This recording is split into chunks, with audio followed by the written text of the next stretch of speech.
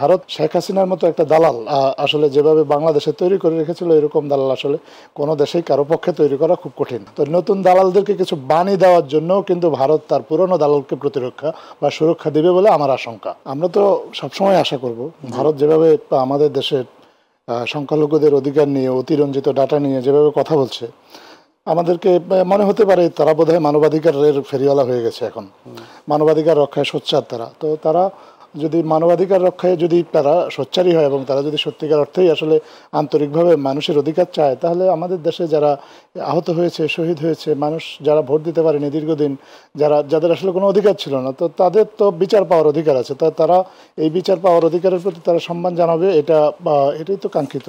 কিন্তু কিছু কিছু ক্ষেত্রে আমি একটা বিষয়ে আপার সাথে একমত পোষণ করি না, যে শেখ হাসিনা বাংলাদেশে এলে কোনো ধরনের এক্সট্রা জুডিশিয়াল কিলিংয়ের শিকার হবে।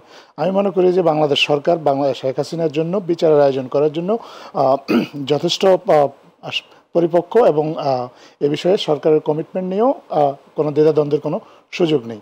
তবে কিছু আশঙ্কার কথা ওনার আছে, উনি বলেছেন। আমি সেক্ষেত্রে ওনার সাথে জাস্ট যোগ করতে চাই, ভারত শেখ হাসিনার মতো একটা দালাল আসলে যেভাবে বাংলাদেশে তৈরি করে রেখেছিল এরকম দালাল আসলে কোনো দেশেই কারো পক্ষে তৈরি করা খুব কঠিন। তো কিন্তু বাংলাদেশে তো তার স্টেকটা শেষ হয়ে যায়নি। বাংলাদেশে যদি কোনো নতুন দালাল তৈরি করতে হয় তাহলে সেই দালাল কিভাবে আশ্বস্ত হবে যে আমি যদি তোমার দালালি করি তাহলে তুমি আমাকে কি দিবা, তুমি কি আমাকে এভাবে কখনো, আমি যদি জনরোষে পড়ি তাহলে কি তুমি আমাকে কখনো প্রোটেকশন দিবা কিনা। তো নতুন দালালদেরকে কিছু বাণী দেওয়ার জন্য কিন্তু ভারত তার পুরনো দালালকে প্রতিরক্ষা বা সুরক্ষা দেবে বলে আমার আশঙ্কা।